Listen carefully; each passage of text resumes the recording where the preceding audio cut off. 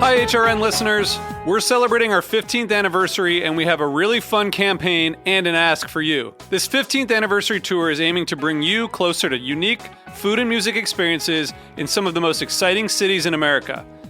All the while, we're raising funds to support our work empowering the next generation of food systems storytellers through our fellowship programs. Here's how it works. Donate to HRN and be entered into a raffle in the city of your choice to win a dinner for two at a noteworthy restaurant and tickets for two to a concert at a prominent local venue.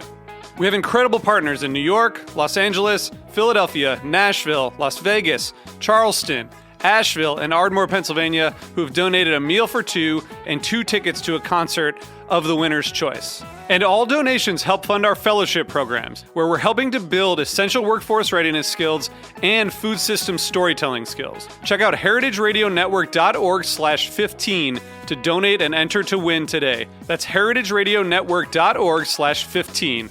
Thank you. You're listening to Heritage Radio Network. Since 2009, HRN podcasts have been exploring the wide world of food, beverage, and agriculture. Learn more at heritageradionetwork.org. This episode is brought to you by Tabard Inn, new American cuisine in one of Washington, D.C.'s oldest hotels, located in DuPont Circle. For more information, visit tabardinn.com.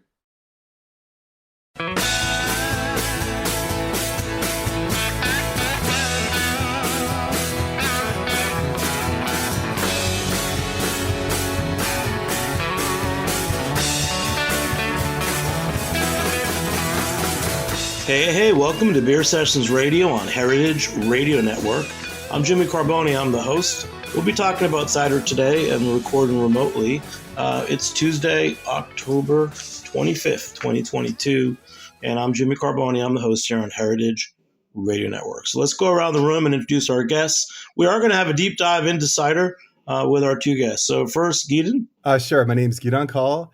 I'm the founder of Original Sin, which I started 26 years ago in the streets of New York.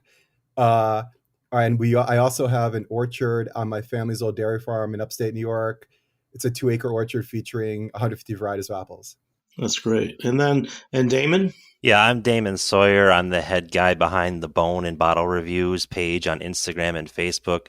I travel around the U.S. and Canada, mostly the Northeast, reviewing cider, going to cideries, learning about orchards and apples, and then I also check out chicken wing joints on the way in between. So. That's the bone part, right? Yes, exactly. Oh, good. Well, it's this time of year. It's to most people they think of fall for cider, and between the cider weeks that New York State does, the CiderFeast that I do, Franklin County Cider Days coming up in Massachusetts. I guess we can say that this is cider season. So we're going to try to dive in a little deeper, talk about things like why cider and how you guys got started. I'd like to do a little intro with Gidon, because what's cool is I met you probably, over 20 years ago at one of my previous bars in New York City. And you were trying to sell me cider in a can. And we had a lot of lively conversations back then. Just give everyone that little Original Sin Cider 101. Why'd you start selling cider back in the 90s? Sure. And actually, I remember the first time we met, Jimmy. And I remember coming in and speaking to you, and you immediately being very intrigued by the category, which obviously is held up till this day. And you've become a huge advocate for all of us. So it's greatly appreciated. So my story probably goes back to go back to even 1990. The first time I ever had a cider was in a pub called the Bleecker Street Bar, which unfortunately closed down a couple of years ago. I was there, and a friend introduced me to cider. Said, "You got to try this." And it was a woodpecker cider at the time. At this time, Bulmers, even though Strongbow was a best-selling cider in England, they sent over the cider they sent over to the States at that point was woodpecker, because they thought that Americans had a nature towards sweeter products. And as such, woodpecker was a cider that if you saw ciders in bars, that was the one you saw. And I tried it, and I thought it was good, but I thought it was a little too sweet. And over the next few years, I kept on seeing a couple ciders every now and then, and they oftentimes were too sweet. My epiphany when it came to starting Original Sin happened in 1996. I was in a pub called the Kettle of Fish. The whole story goes into pubs in New York City. But I was in the Kettle of Fish meeting a friend of mine named Banjo Pete, who was wanted to start a company in the village. And I was running an urban clothing company at the time, and he wanted my advice. And during our discussion, we were served a pint of very sweet cider. And it just started occurring to me, why doesn't anyone make a dry cider in this country? Obviously, cider is popular all over the world. So I got access to a little winery in upstate New York and started making mixes and, also in my apartment. I went to various bars in the city, had people try it. After 6 months, friends of mine got sick of me hearing about it. I launched it in New York City, only to find that all the distributors at that point thought there was no market for cider. At that point, the craft distributor of New York was the Brooklyn Brewery. They told me that there was a product that was launched a little bit before me, which was extremely well funded and did not work out for them. And they said to me, "Hey, Gidon, you have no background in the industry. You have no money." I literally started the company on $10,000. Like, you're just not going to be successful. So I went around and I literally, that's just probably when I bumped into Jimmy or soon after. I went bar to bar, literally walking every street in New York City, literally hundreds of times, to the point where I literally memorized where every bar and every street was in Brooklyn and Manhattan. And over time, I developed a really nice following, including places like CBGB's and a lot of other amazing bars. Many of them are no longer around in the East Village. And it was before I was emailing people. I was faxing one of the owners of the Brooklyn Brewery the list of accounts I had every week to show them that the product was doing well. And eventually that list got so good that Brooklyn brought me in, which was the first really big break for me. And, that was kind of when, Original Sin took it to a little higher level. The company over the years has, in the early days, probably the next really big break occurred when the New York Times lined up 21 ciders and ranked Original Sin the top American cider. And I started getting distribution in other parts of the country. What year was that, Gidon? That I've got, I'm blanking off, it's 2001 or 2003, but it was the very first time the New York Times lined up ciders. And I got called actually from someone from Union Beer, a guy named Rob Hodson. Jimmy, you probably know him. He called me like legend. 6 a.m. Telling me that Fairway wanted to put stocks of my product in the stores because you've just been named the best top American cider. And even as I started calling around the country too, Ohio distributors, everyone else was the same thing.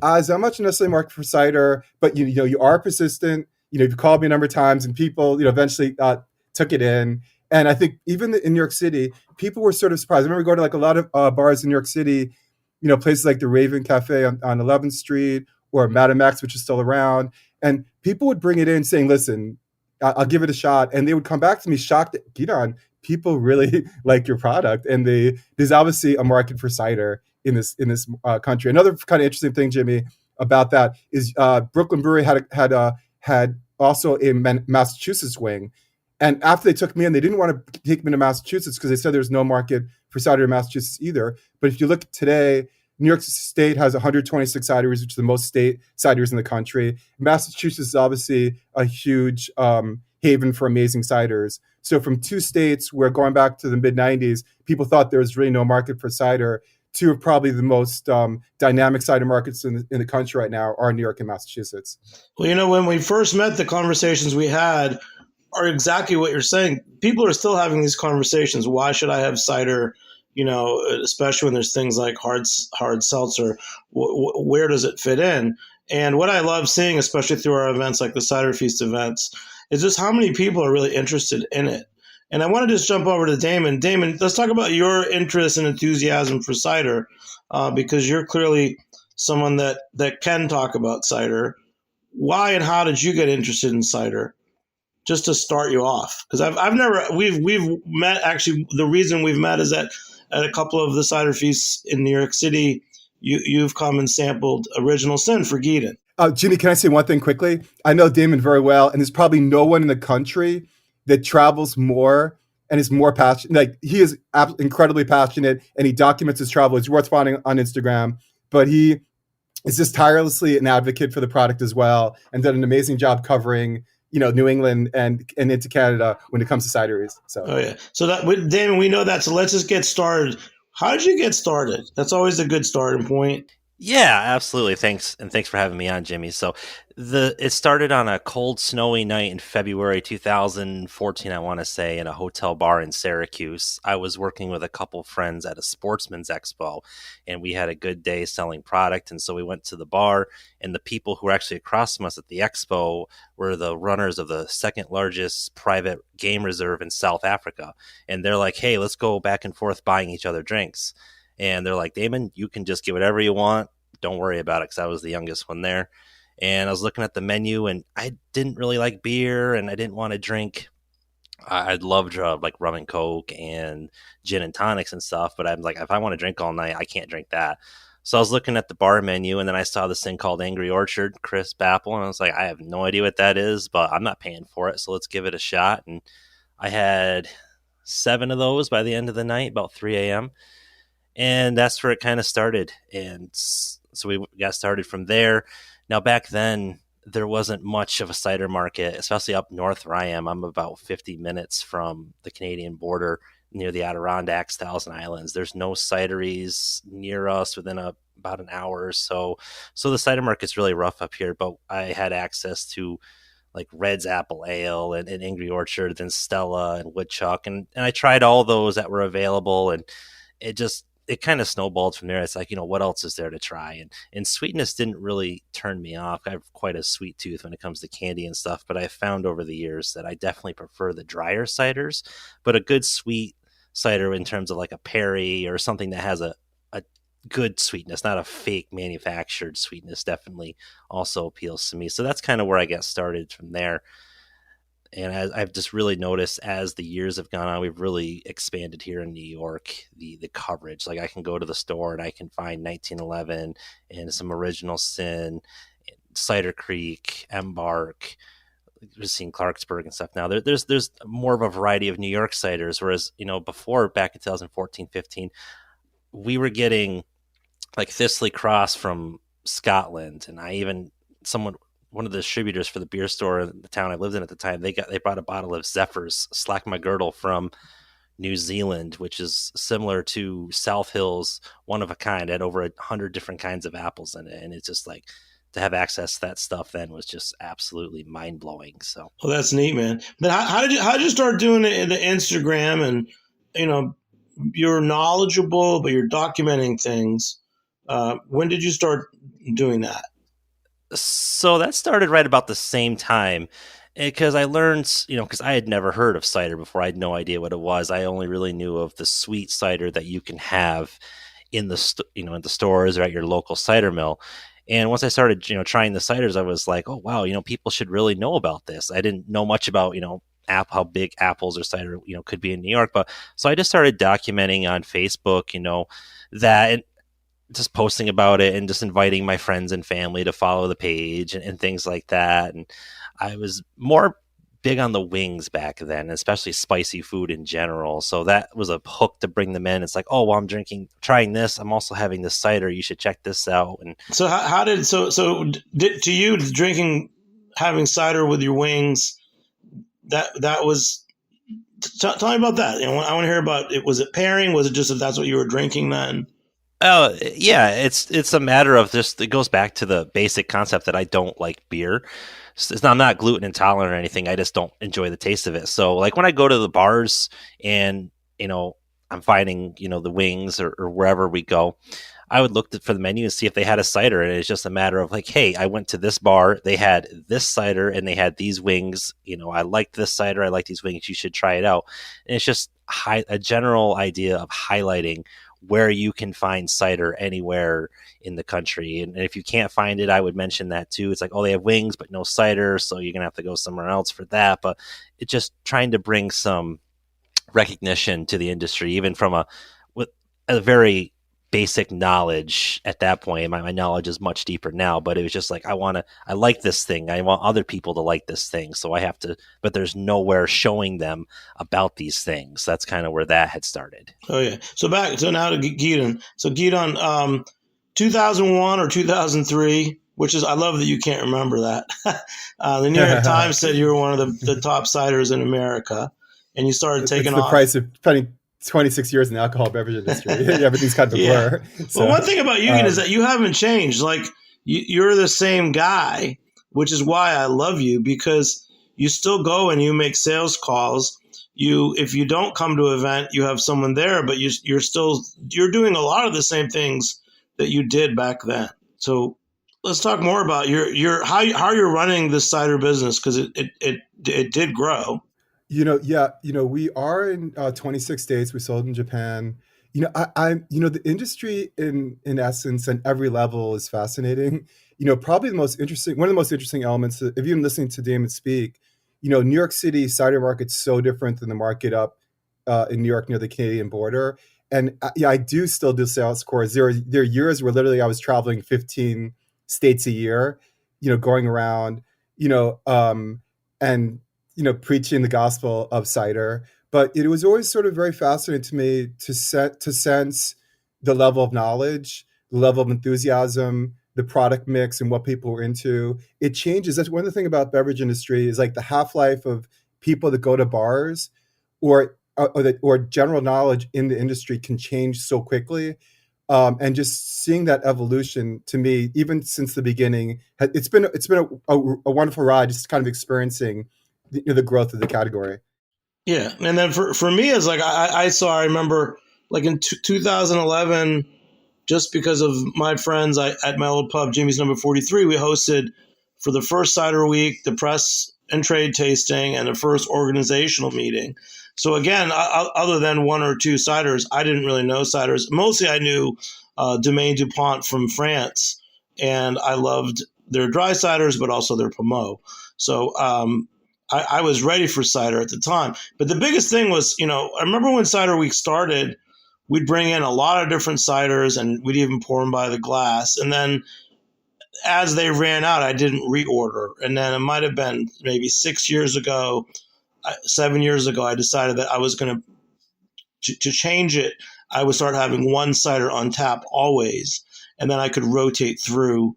But the big change was going from having, example, 12 lines of draft beer to only 11 and having one line of cider. So I don't know if you guys want to talk about that, just how does cider become a category that's taking a line?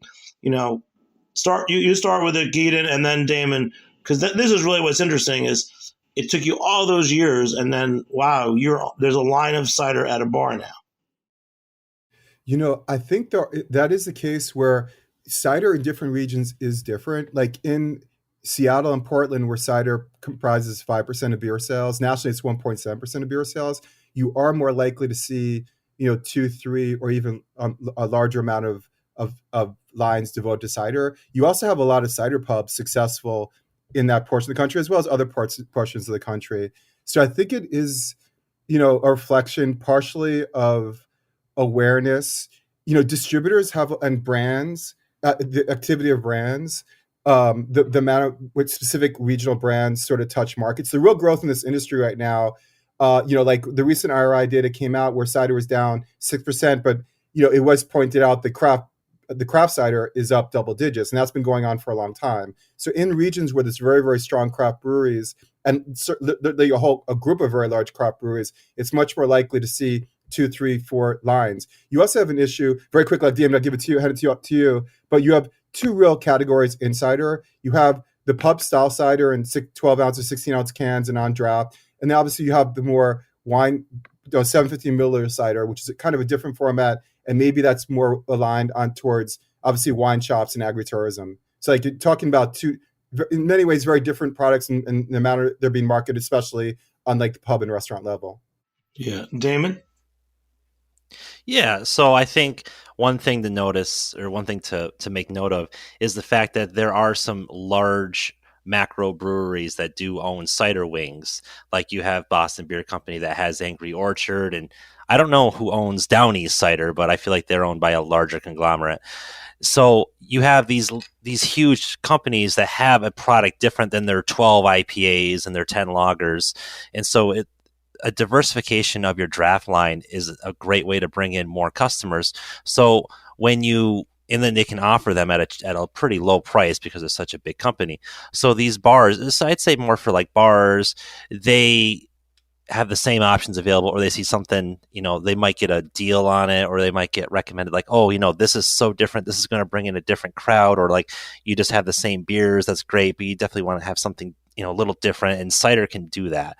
So these bars will take a chance on bringing an Angry Orchard or a Stella, whatever the regional distributor carries, and then it'll definitely find a niche, and then people will be like, yeah, I like that because it isn't a beer, it isn't whatever. I don't really think you see seltzers on tap too much, as far as I pay attention anyway. So it definitely helps bring a little diversification to your offerings. And going to what Gidon said about craft breweries, so that's where you're going to find maybe a bit different kind of cider. So for instance, where I live right now, I live in a tiny town. There's only 2 bars. I doubt there's going to be any cider. But where I used to live was like 20, 30,000 with a military base. There was a lot of bars. So there was a couple places that had Stella cider on tap for the longest time, and then they switched to Angry Orchard. And then there was another place that had like 40 draft lines and like 50 cans.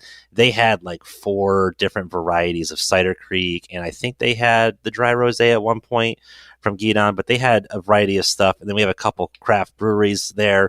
They always carried something from one of the local cideries about an hour north of me. And then they also carried a couple cans. So definitely people who are in the drink industry appreciate different drinks. So they're more willing to bring in different things because they might know it's like you look like you're taking a chance, but they know, we get the right people in, they're going to like this, they're going to know, they're going to tell their friends, and it's going to take off from there. So it's definitely 2 different views of big bars or little bars will take advantage of these deals from these macro breweries that have a cider wing. Craft breweries will bring in these other cideries that might be smaller, but they just know it's going to pair better with their clientele. So I think that's kind of a good way to look at it. One very quick point. I think for the first many years, I don't know, Jim, you feel the same way, or that I'd walk into bars and sometimes bartenders would say, cider, whatever cider we have is going to sell. I feel like I've not heard that literally for a dozen years, and bar owners and managers who are obviously one of the gatekeepers in this industry have become much more discerning on what they want to carry and understanding quality, which is a big deal. So. Yeah, no, it's come a long way. So let's just get a little more into specific ciders. So let's go back to Damin. Damin, you're traveling the Northeast, New England, Canada. Let's talk about some of the ciders that you're drinking and the places that you're visiting, because I've met you a couple times in New York City, pouring Original Sin. So let's go one at a time. Let's mention one cider that you either have visited or that you like to see in on draft somewhere. Oh. Craft, interesting. No more Stella. We're not going to talk about Stella anymore, or General Angry Orchard. So yeah. So that's a tough thing to talk about. Because you're in demand, bro. I mean, honestly, I do know that cideries want you to stop by, and I've seen that you've been to places like Finger Lakes, and I don't know if do you go to the Franklin County Cider Days? I might be. Well, that's a TBA, but I haven't been there yet. Yeah. Let's pick a region with you. Dive into either Finger Lakes or Canada. What's a region that you really like, and let's talk about a couple of the cideries. Okay. Yeah, perfect. All right. So to get started, one of the closest areas to me that has great cider is actually Prince Edward County in Ontario. That's only about 2.5 hours away. That's like the closest great area of cider and wine to me. So I would say within just a small region, you have some people that might bring some knowledge, like Fieldbird Cider. A lot of people respect Ryan, who's the head cider maker there. You've got Lockmore Cider. The wife is she's a Pamelier. There's a place I stayed at called Cold Creek. He's a politician who bought a vineyard, and he's making small batch cider out of 100-gallon drums, and they're just incredible. They have a feel of ciders from Brittany and in areas like that. So Prince Edward County is definitely one place. It's so close, and there's so much going on. You've got county cider. Prince Edward County, Ontario. We can look that up, but yes. What is it? What is it opposite? Is it across the St. Lawrence River?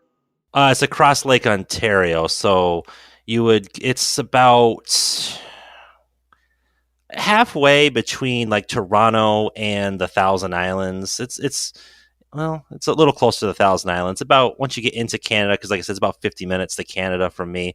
It's about an hour, maybe a little hour and a half down the 401 south, and then. So how do you cross over? You're in Syracuse.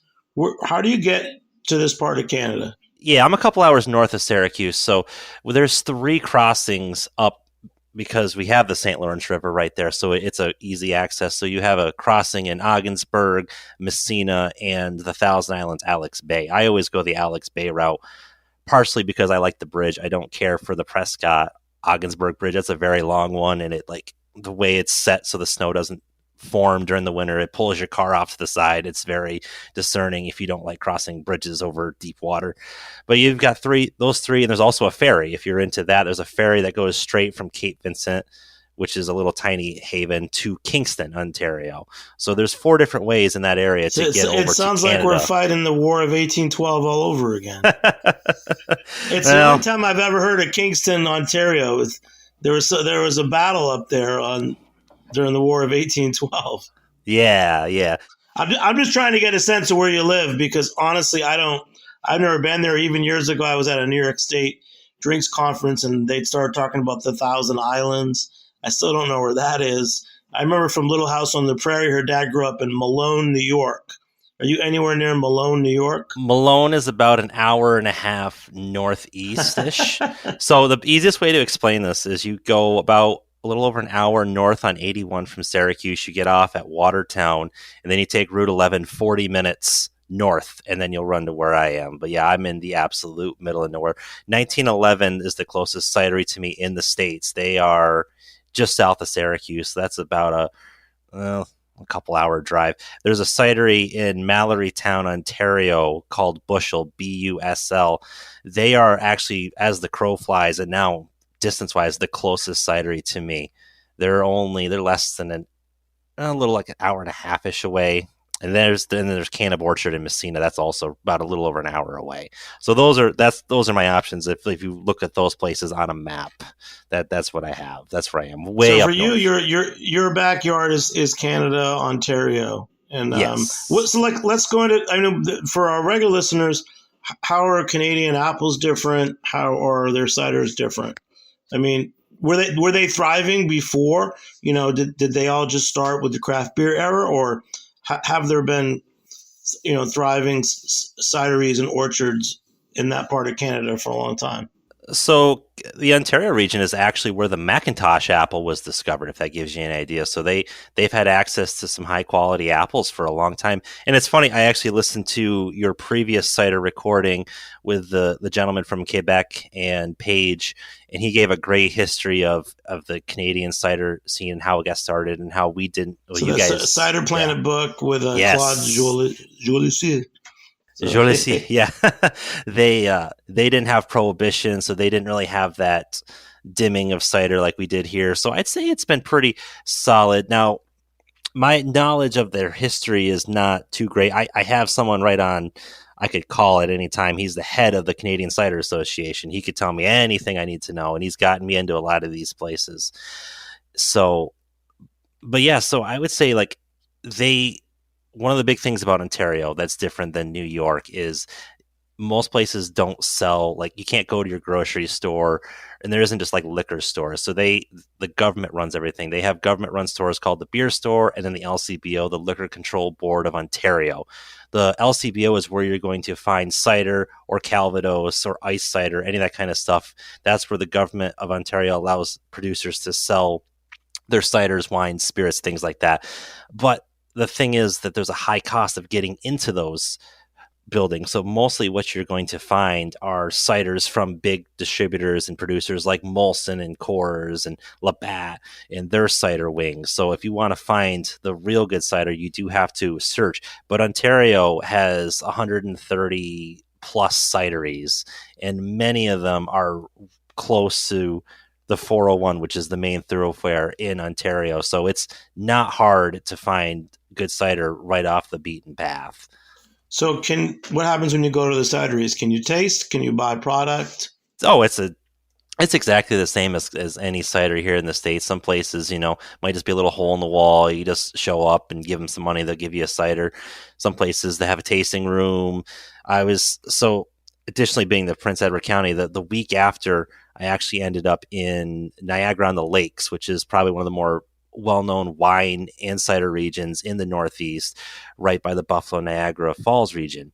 And so I ended up there, and there was a couple huge places with large decks and games and drafts and everything you can think of. So yeah, it's the same idea as in the States, just the prices look a little higher. That's really the only difference, I would say. That's pretty neat, man. I hadn't thought about going up to that part of Canada, and it looks like we're going to have to do a follow-up show with you with the head of the Canadian Cider Organization. Oh, Barry would love to be on this. Oh yeah. So back to Gidon. So Gidon, your ciders. Just tell us the first cider you made, and then just how the lineups evolved. Because, for example, like your Black Widow or your Dry Rosé, those are definitely been really popular in recent years at the CiderFeast events that I run. So my original cider was a drier cider that I made in this winery in Orange County in Washingtonville. There was about 4 cideries making it a cider at the time. There's very few licenses in the whole country where you could actually make cider at that point. And sort of interestingly enough, one of the people that's making a cider was a guy named Brendan, who run a cider called Kelly's. I don't know if you remember that, Jimmy. But he got his cider he started an Irish cider brand in this country, and he got into almost all the Irish pubs in New York City. But he told me, I would go up there, and he was a really charismatic fellow. He's like, Gidon, I can't do the Irish accent, but make it dry. These sweet ciders are shit. And he actually had a hugely impactful influence on me as far as the level of sweetness and dryness. Also, in the beginning, I did a lot of events in galleries in New York City, and I was very, very sensitive to what people were saying. And I would do these events, and I would hear people say, like in New York City, obviously, as opposed to most demographic, the average person going to bars is a little older, and people did not want a sweet cider. So that obviously impacted me a lot as I took the product drier and drier. Today, it is no doubt the case that the Black Widow is sort of the lead brand. I try to do when I do fruit ciders, I try to do fruit ciders that are made with high quality fruit. You're going to get enough of that fruit, but yet still very drinkable, and keeping it as dry as possible and fulfilling people's interest in tasting the fruit, but yet still making a refreshing drink. So that would sort of be my angle with making fruit ciders. And yeah, we've kind of expanded the product line. We do have a bunch of single varietals. I'm drinking right now a Northern Spy. We won 3 gold medals at the 2021 Glen Cap for some of our products, including our single varietal Newtown Pippin. So I'm very proud of the single varietals. Obviously, with the single varietals, when it there has to be the awareness of the apple and the knowledge base for people for those products. Not necessarily, but it would help in terms of the popularity of those products. But I think that the more people learn about the apple and the history of apples, the more they would appreciate those sort of products. And I think with obviously 1,200 cideries and the amount of knowledge which is growing in the category, the future bodes well for products which are really focused on history, information, and quality. So yeah. So Damin, you're way up by Canada, but yet I've met you in New York City, and you've come down to the events. Then you're really a star. Then I really appreciate what you're doing. What is it like when you serve? You've poured the original sin the last couple of CiderFeast events. Just tell me about how do you describe some of that to customers? What's the interaction like, with the customers, and how does it feel for you being in New York City at a cider event? It's actually quite interesting. So New York City, and I don't want to take this political, but New York City isn't really viewed too fondly in these parts for a lot of people. So thinking going down to New York City is definitely a strange idea. And people are like, oh, what are you going to go down there for? So it is because it's a 6-hour drive too. But I really enjoy the cider scene that's going on, and people are so passionate. And that's the thing. Like, I don't care where I'm going. Like, I go to Toronto, Montreal, Ottawa, Boston. I don't, in the middle of nowhere, some little hick town with more sheep than people.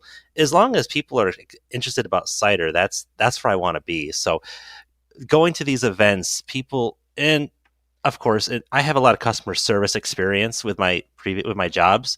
So standing in front of people and talking about something is second nature to me, so that doesn't bother me at all. So it's really fun. It's something that I'm passionate about too. I'm not telling them about some whatever. It's something that they're here. They want to know about. They mostly want to drink what I have in my hands, but they also would like to know about what I'm talking about. So I do find that fun, and it starts out because we have so many products Gidon offers. So I usually try to start with like the Macintosh or the Northern Spy, and then we go to that to the dry rosé, then to the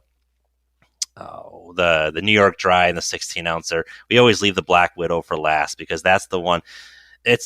I enjoy seeing people's eyes. Like they like all the ciders that they've tried, and then I give them the Black Widow, and either because they've heard about it and they're really anticipating trying it, or they're just, you tell them it's going to be tart, it's going to be fruity, it's like a bite, it's just going to bite your tongue, and they're like, oh yeah, okay, and then they try it, and their eyes just like widen, just like whoa. They just weren't expecting. You cannot prepare them for the Black Widow, and it's fantastic to see how passionate that makes them. And then many times people come up with, they'll come back a second, third, fourth time, and what they say, the drunk mouth says what the sober heart feels, and so they're like, oh, I've been to everywhere 4 times. This is my favorite table because you guys have the best cider, and maybe I'm just not being stingy with my pours. And that's also why they like coming over. It's hard to say, but they do enjoy the original sin. They're taking photos of the cans. They're asking about our Instagram and our social media handles. And they're always asking, where can I get this? And that's the one problem, because I don't know much about New York City. All I know is go to Whole Foods. That's all I know. You just go to Whole Foods, they'll have something, which we found out since there's that one across from the Union Square that they have the Dry Rosé and the Black Widow. We're working on trying to get like the Macintosh and the Northern Spy in some different stores, especially up my way. But that's what I tell them. I go through. Damin, wait, stop for a second. You just had the best quote ever. The drunk heart says what the sober heart feels. Yeah, the drunk mouth. Yeah, the drunk mouth says what the sober heart Drunk feels. Damin, actually, if you don't mind talking about it, can you talk about TCE a little bit? Because obviously that's sort of a group within the category, within cider world, which is obviously phenomenally passionate, knowledgeable, a lot of fun. And that's actually obviously we've both been involved with it. So you've been involved much higher. Yeah, I'd love to talk about that for real quick. So yeah, and they're actually they're who really got me into the cider and the fancier ciders, I guess you could say. So TCE stands for the Cider Exchange. So as everyone knows, shipping alcohol is a tough thing. You have to get licensing and whatnot. And it's, ever since the pandemic, has actually become easier. More places have gone out and gotten licenses. But before that, you would see a cidery in, I don't know, let's say New York, and you live in Illinois.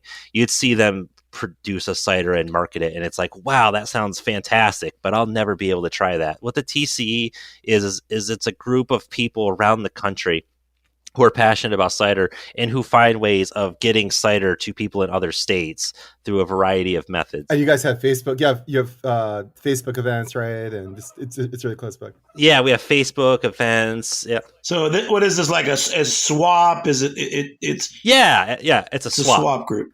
Exactly. But the level of like knowledge and palate sophistication of the group is extraordinary. So if everybody's interested in checking out TCE on Facebook. Oh, this is cool. I think both feel very comfortable selling people on the group. We keep that a little low key just because it's a little like iffy about sending cider to each other, like shipping alcohol in the mail as a civilian. It's just like, it's one of those things like we have to keep the group private kind of thing. Like, you're not just going to type TCE and find it kind of thing. You'd have to be invited. But no, it's not like a secret or anything, but it's just one of those things like we wouldn't run ads about the group. Hey, come join us, like the Chonky Cats group or whatever that Facebook sponsors kind of deal. It's one of those things you gotta, but it's fun. It's a great group of people. Yeah, well, you're acting as private citizens. You're not, you're not representing. But that's cool. So, like, what are some other ciders that you've discovered that way? I mean, I really want to pull it out of you, Damin, because I know if I looked at Instagram right now, Oh my god, yeah. I could find, how many ciders have you tried? 1,000, 2,000? I mean, so I never count anything that's like a sample, like in terms of like, so anytime I've gone to a cidery and maybe I tried 8 things on tap, I would only have the one post about it. So if you look at my page, I have close to 900 posts, and then I posted on another account before I realized you have to split your interests into different pages for the best algorithm feed. So I had tried a lot of cider before that, but for the cider exchange, I've tried stuff from California, I've tried stuff from Illinois, different places in New York, even, like, just because New York is such a large state. One of the heads of the TCE lives in Buffalo, and so he has access to a lot of the Western New York cideries, and so he's been able to get some stuff from me. I was able to get him some stuff from this side of Canada or New England, and we've just worked with each other to get ciders. Or like sometimes we'll go in on orders. Like one time, they closed down, unfortunately, at the beginning of this year, but there was a bottle shop in the UK called Scrattings, and they shipped English cider to the US. And so a few people went in on an order from them, and they were able to get like some Piltons and some Nightingale and some Olivers and things that you would never ever be able to get in the States. They were able to get some of that. So that was just like a cool collaboration that we did with each other, and just things like that. But I've been able to try a lot of ciders from around the US and beyond, just from what people had in their stash that they sent over. And Damin, some of the cool people involved included like Chuck Sheldon from Albemarle Cider Works. Oh yeah, we got some really, really cool cider personalities in that group. Yeah, and Ron Sensone, obviously, from Spoken Spy. So we gotta give them some props. Oh. So. Hey guys, we're gonna take a short break. We'll be back in a few minutes on Beer Sessions Radio. All right, thank you.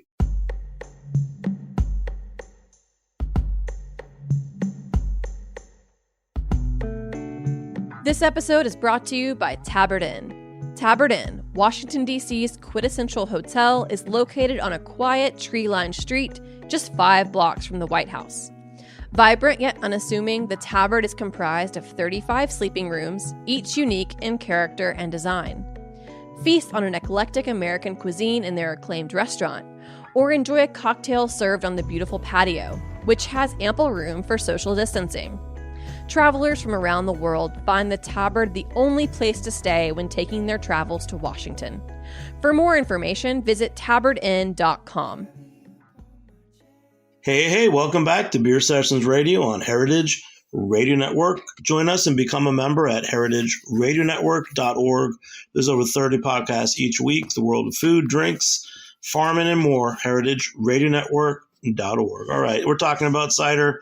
We're going really crazy talking about cider in Canada and the founder of Original Sin Cider. So we got Gidon and Damin. So Gidon, when Damin was talking about the Black Widow cider by Original Sin, he really perked up. What is the Black Widow? I've noticed at events that people seem to really remember it. It is a blackberry cider. I think a few of the things that work for it is that when you use fruit in cider, if you can use a fruit with some tannins, some acidity, the key to make a really good fruit cider is having a really balanced product. And blackberries work just really well with that. I think there's a lot of fruits you add that are just too singular and just don't make interesting ciders. So the nicest compliment we get with the Black Widow is that it tastes like a Lindemann's Framboise. When I started this company in 1996, I remember getting a book about the 50 best beers in the world and seeing like Lindemann's, like 3 of the top 50. This is like before the craft beer industry kind of blew up. Like 3 or 4 of the top 50 beers were Lindemann's. So when people say that, I was like, wow, that's quite an amazing compliment. I'm not saying that we deserve it, but it is good that people might at least think in that way.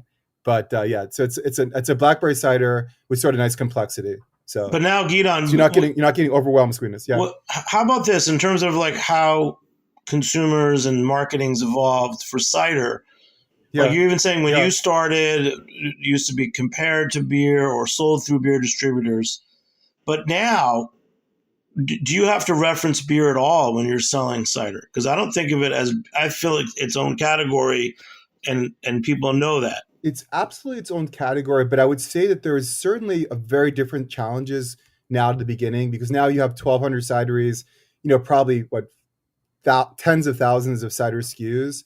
So it does become very challenging to make a product that, obviously you want to start with a really high quality product, but a product that people are gonna, you know, uh, sort of by nature want to try and order again. So it is challenging, but challenging in very different ways today than it once was. So Yeah, and how do you? I mean, what's your research that you do as you develop a product? Because you're shipping in different states.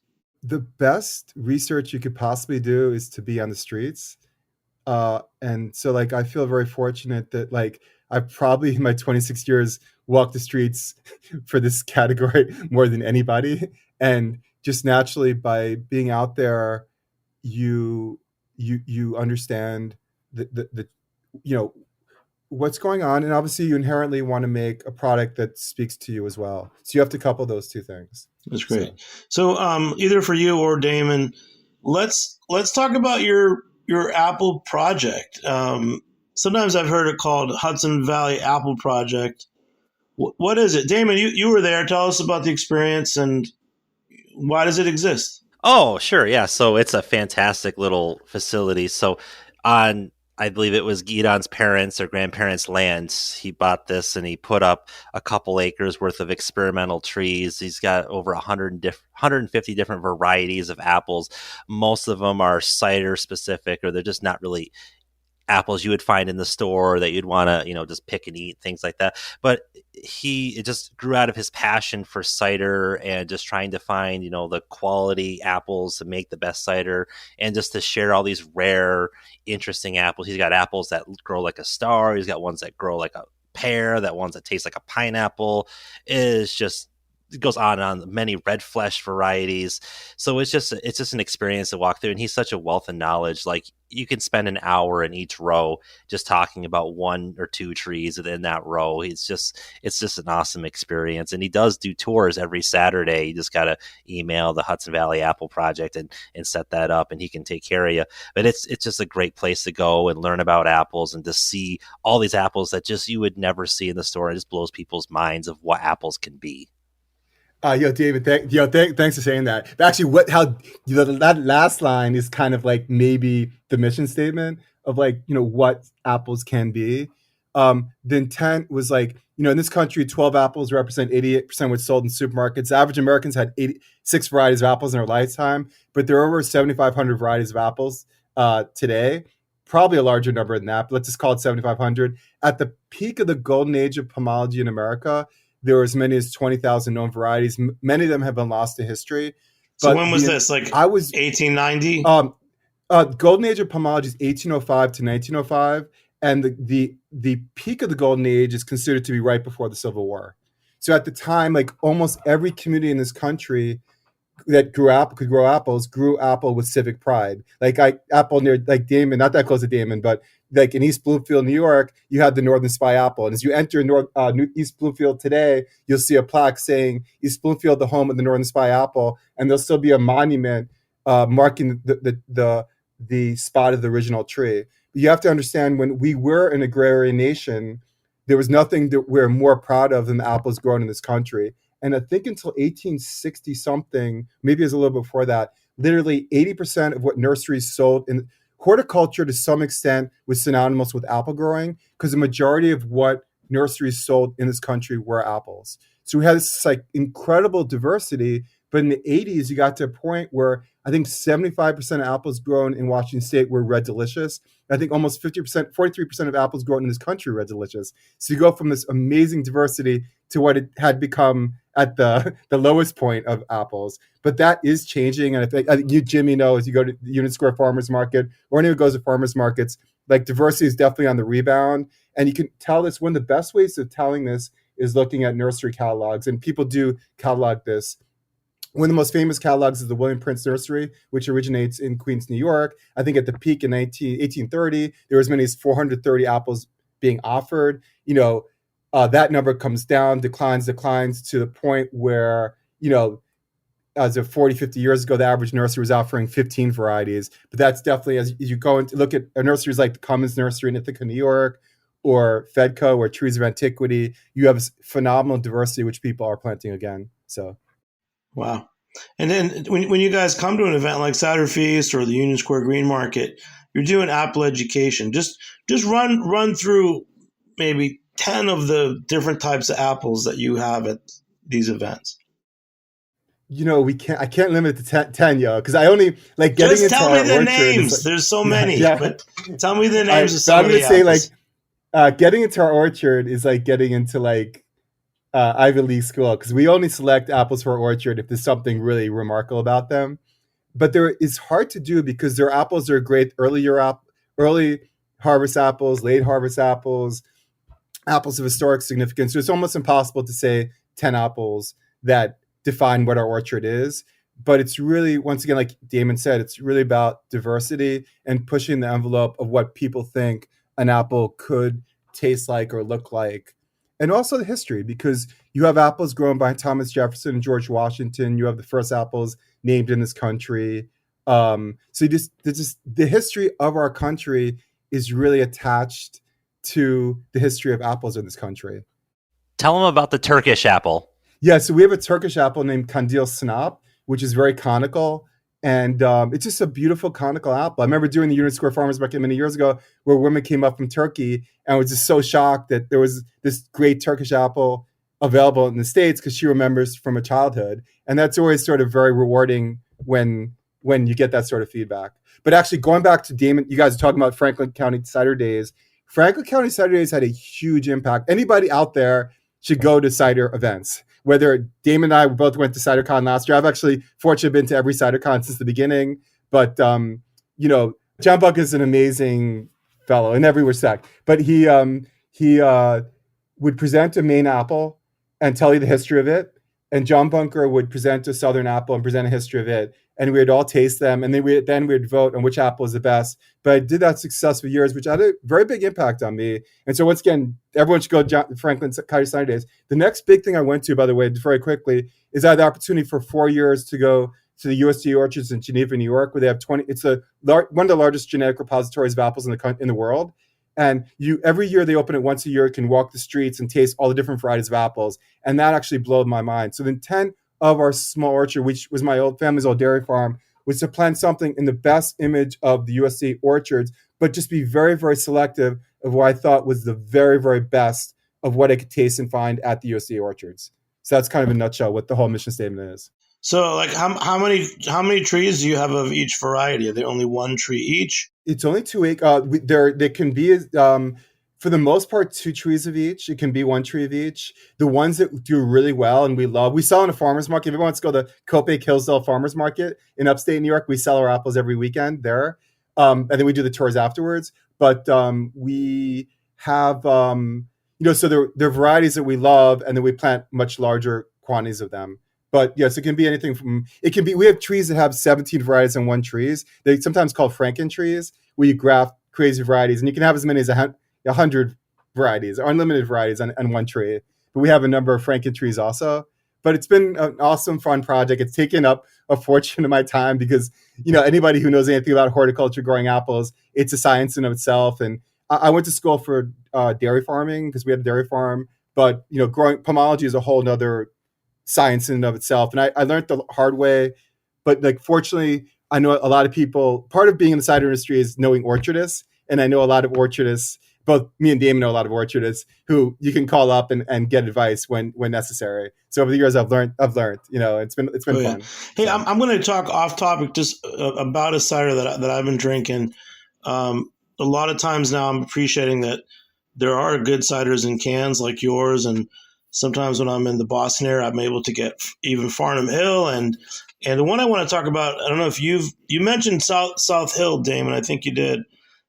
South Hill, I remember a number of years ago, he started like a second line called Phonograph, which I do see in cans.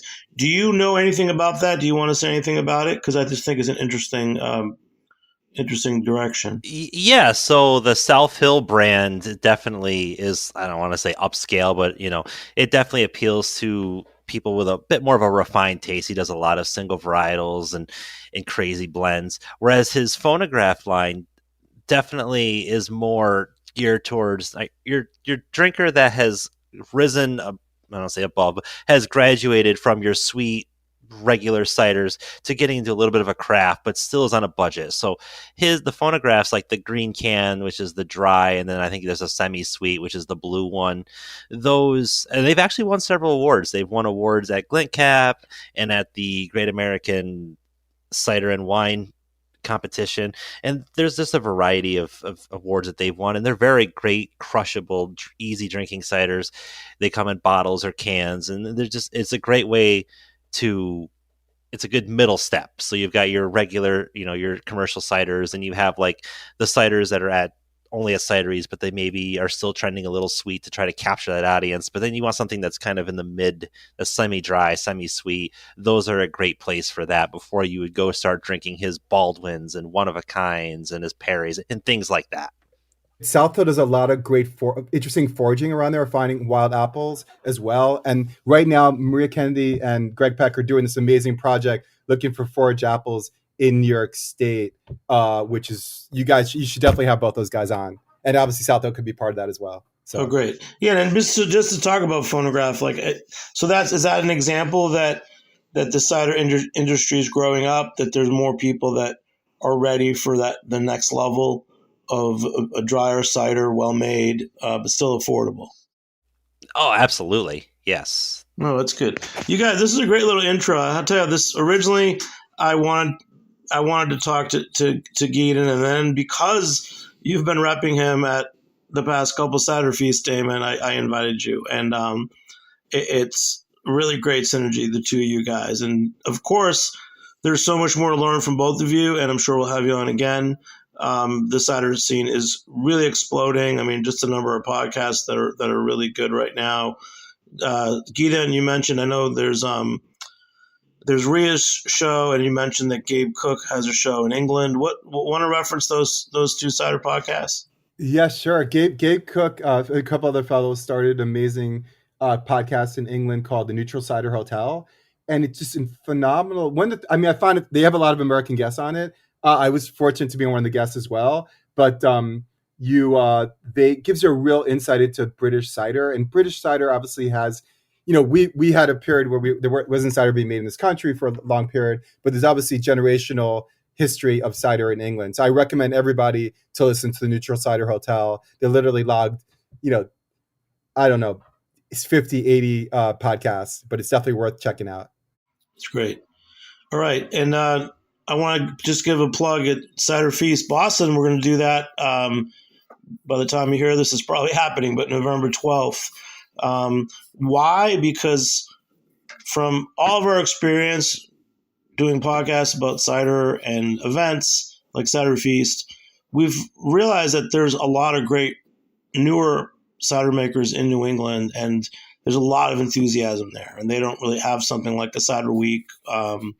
It's kind of that neat stage where there's some pioneers like Farnham Hill, but then there's a whole bunch of new ones like Bird Dog and East Hampton that are hyper local and just getting started.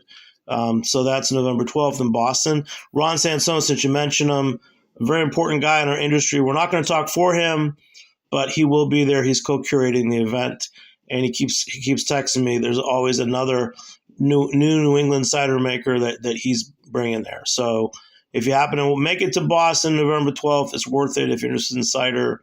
It's still at that stage where there's definitely people that are interested in cider, and there's so much going on. So big shout out for the whole New England cider scene as well as New York. So thanks, guys. Big shout out to Matt Patterson, our engineer, for help putting the show together. Thanks, Damin and Gidon, for joining me here on Heritage Radio Network. I'm Jimmy Carboni. We'll catch you next time on Beer Sessions Radio. All right. Thank you, guys. Woo! Beer Sessions Radio is powered by Simplecast. Thanks for listening to Heritage Radio Network, food radio supported by you. For our freshest content, subscribe to our newsletter. Enter your email at the bottom of our website, heritageradionetwork.org. Connect with us on Instagram and Twitter at heritage_radio.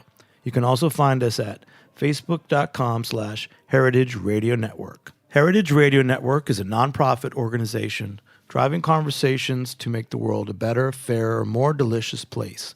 And we couldn't do it without support from listeners like you. Want to be part of the food world's most innovative community? Subscribe to the shows you like. Tell your friends, and please join the HRN family by becoming a member. Just click on the beating heart at the top right of our homepage. Thanks for listening.